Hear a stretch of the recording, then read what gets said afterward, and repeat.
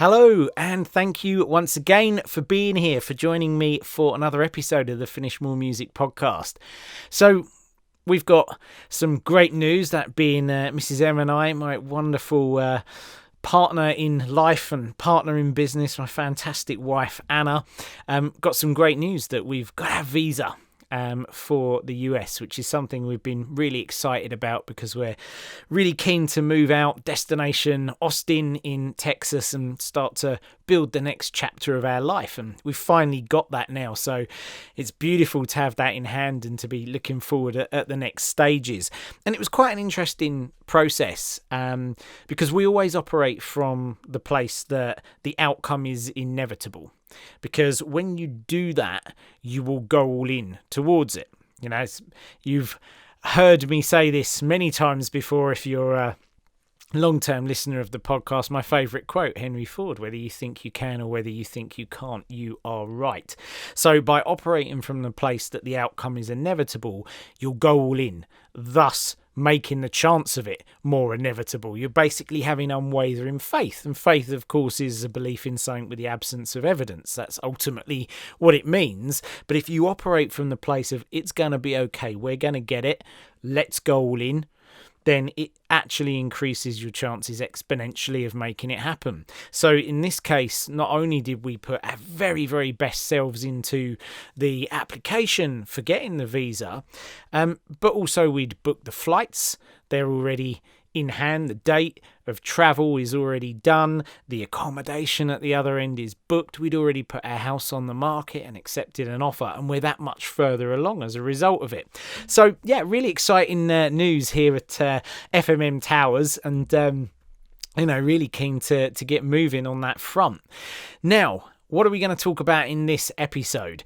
Well, it's that old faithful enemy that so many people battle, and maybe you're the same. It's the P word. It's perfectionism.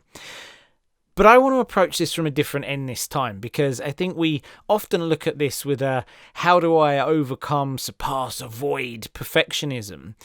But have you ever considered shifting that viewpoint, right? When you change the way you look at things, the things you look at change. What if we changed it to actively seeking, accepting, and embracing imperfection? So seeking imperfection, embracing imperfection can actually be used as a tool for avoiding perfectionism. So we're going to get deep into that in this episode. But if you are someone who suffers from perfectionism, and I think most people do on some level in some application of the things that they're doing, and it crops up a hell of a lot for art, you will almost certainly know how debilitating it can be. Whether it's second guessing everything that you do, worrying about what other people will think, that they are examining your art, your music with the same level of detail, the same magnifying glass that you are. When they spot these imperfections, what that will say about you. If my art is flawed, then therefore they'll think I'm flawed, there's something wrong with me. And whether it's returning to your work the next day, the curse of turning up the next day and spotting something else to change, which you then change and turn up the next day and change something else, and eventually go back to what you changed because it wasn't perfect and change it back in the first place. Agonizing over that decibel, is that 1 dB too loud, 1 dB too quiet? The sheer frustration of knowing that it is time to move forward, of having that internal conflict, of knowing in every cell of your being that it is time to move forward with your track, but somehow having this resistance, this force that is stopping you, that is your own creation as well. And no doubt you know what this feels like, the tightness in your body, the frustration, the angst that you feel, and that often leads to anxiety, can lead to avoiding going in the studio, because who wants to pursue something where every time they sit down there is this battle that ultimately leads them to getting potentially bored, frustrated, leaving the track behind, not seeing any results, and having a really hard time, a really anxious time in the studio as well.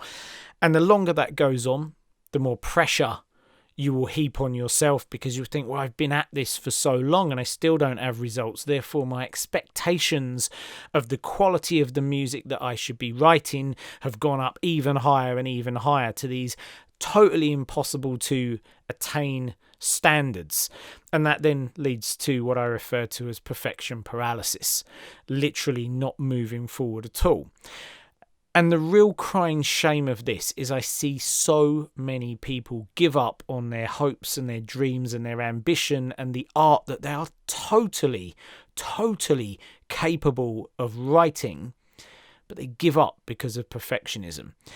And I think the real kicker with that is they don't really give up, because it's always in the back of their mind what could have been, maybe what should have been. Now, it isn't anybody's fault that they experience perfectionism. This is something that has been drummed into the vast majority of us, the vast majority of us from a very young age through the education system. Get everything right, get everything exact, get everything precise, get full marks, be more employable, be more applauded, stand up at the front of the class with your gold star with your name on it, or whatever it might be, get stamped in your book, versus get too many things wrong, get out on your answers by too much, and you have failed and you are a failure. And maybe, and I certainly did have it at school, and if it wasn't directed at me, it would be directed at other people, and sometimes it absolutely was directed at me from teachers, where are you going to go in your life? What are you going to do? And that's just their frustration. I was a pain in the bloody arse at school. Make no mistake about that. I was one of the nuisance kids that was there. And of course, they're just trying to do their job, but get wound up, say things like that. And that spreads across the whole classroom, and maybe parents frustrated. People say these things, right? You're never going to make anything of yourself. The grades aren't good. It's time for the parents to go into like parents' evening, and it's like, oh my God, they're going to come home and they're going to be furious. Didn't get the grades. And so we assimilate this idea that perfect and getting everything right is the highest level of attainment that we can have in everything that we do. Particularly because, the arts are often considered to be much lower down the pyramid of importance in academic education. But here's the thing, art isn't a maths test. It is not.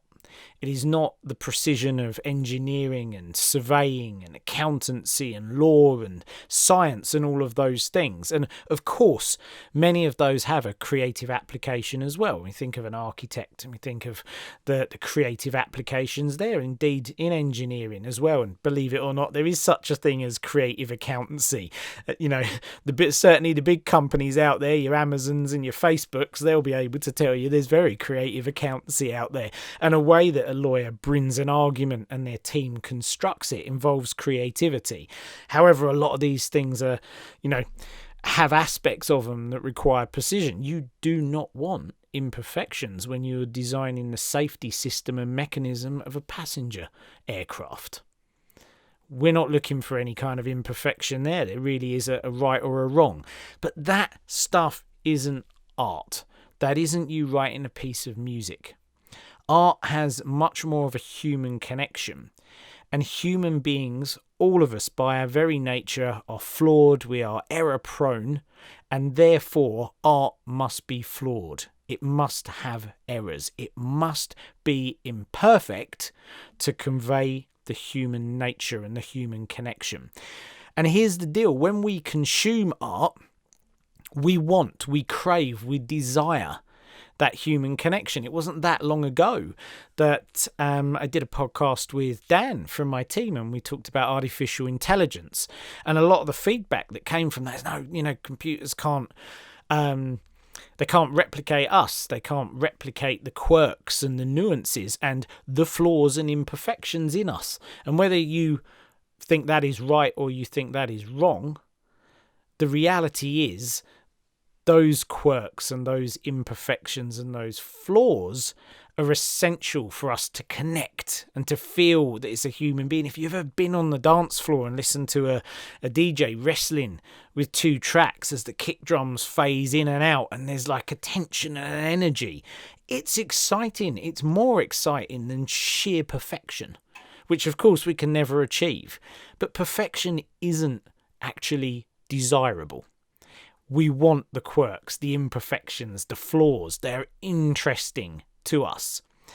And this happened a lot in the world of electronic music production in general. There was this big push for many years of trying to iron out the imperfections. This idea of digital versus analog. How do we remove the noise floor here? How do we make sure that the mistuning and the quirky nature of hardware, where we play a key and it keeps changing and all of these things are happening, how do we iron that out? How do we quantize this? How do we get this exact? How do we get it precise? And it all came down to, let's get the noughts and the ones because they're precise, and then we'll have this perfect, pristine recordings and representations and all of these things.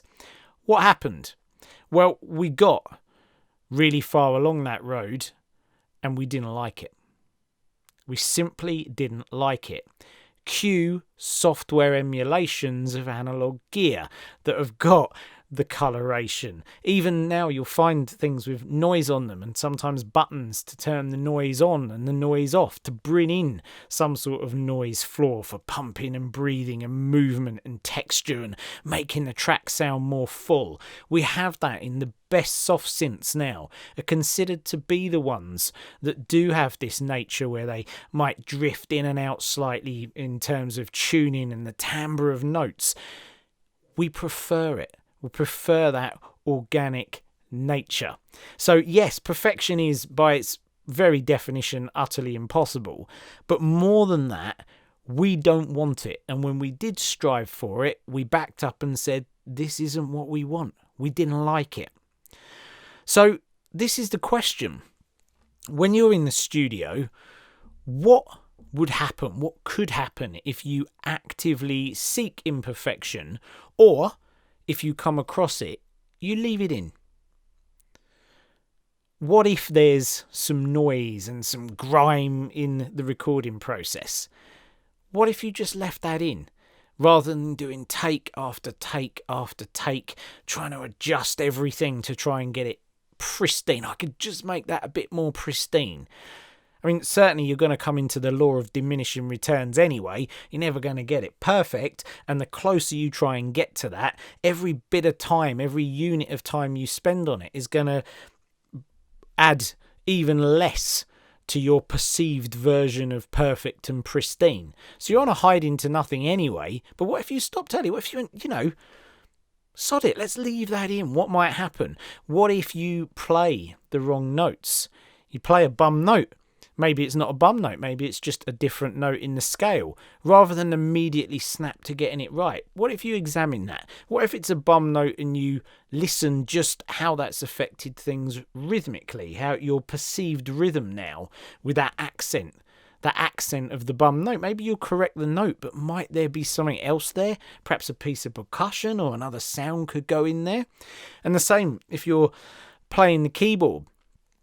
Rather than snap everything to the grid, if your playing is a bit off, and if it's chronically off like it would be if I was doing it, what if you go for 80% quantize? And if you're actually a decent player and it drifts out a little bit, you know it, but what if you left it in?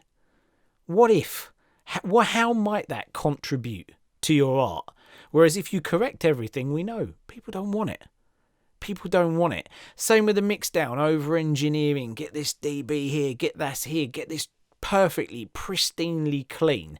Is all the music that you like perfectly, pristinely clean? Or is some of it a little bit raw and you like that character? And of course, you can actively seek these things. There's a drum and bass producer, TC, who records vocals with a window open so that the street sounds come in. You know, so many people are obsessed with blocking it all out and getting it perfect. He actually invites that in because it adds character. Or he records a friend over the phone. It adds character. There are people who play kick drums, percussion out of their studio monitors, record it into their microphone because of the degradation, the sound of the room. It adds character. So I'm inviting you to consider this. What could you do to either actively seek imperfections, which is an interesting way to approach this, because we can't possibly try and make it perfect if we're deliberately trying to make it imperfect. They can't coexist, right? Or at the very least, if you just allowed things, just let them go. Because we're often so close to our art. We're too close to our art. And we see, that's an important word, we see and hear every little detail that we didn't intend. But your listener isn't listening with a spectrum analyzer. They can't see the grid. Okay, they can't see the frequencies of the analyzer. They can't see the grid. They don't care about the tiny little details because they don't even know what the details are that you necessarily intended. They don't care about the details. They care about the experience, about how the art, the music, whatever it might be, made them feel. So what happens if you take a chance? What could happen if you leave the imperfections in? And here's the deal. There's only one way to find out. Do it. See if all the things that you're worried about happening when you leave imperfections in... let me rephrase that. Perfectly imperfect there. See if all the things you're worried about when you put your imperfections in are actually going to happen. If you put your imperfect art out there, what are the fears? See if it's real. See if they're true. There's only one way to provide evidence to yourself. Let the perfectionism go and focus on the imperfection. How much more music could you finish? How much more might people enjoy your music? Interesting questions. At least I think so. It's a thought at least, right? When you change the way you look at things, the things you look at change. So maybe just give it a try. What could it hurt if you are someone who suffers from perfectionism and you said for the next month, just for the next month, I'm going to let it go. Just for 1 month. In the entirety of your artistic career, 1 month. I'll see what happens. Interesting thought. Something to think about, right? At least. If you do choose to think about it, I would love to hear from you. Hit me up on Instagram. Let me know what comes up for you when you change your perspective, when you change the way that you look at things. Show notes, finishmoremusic.com/163.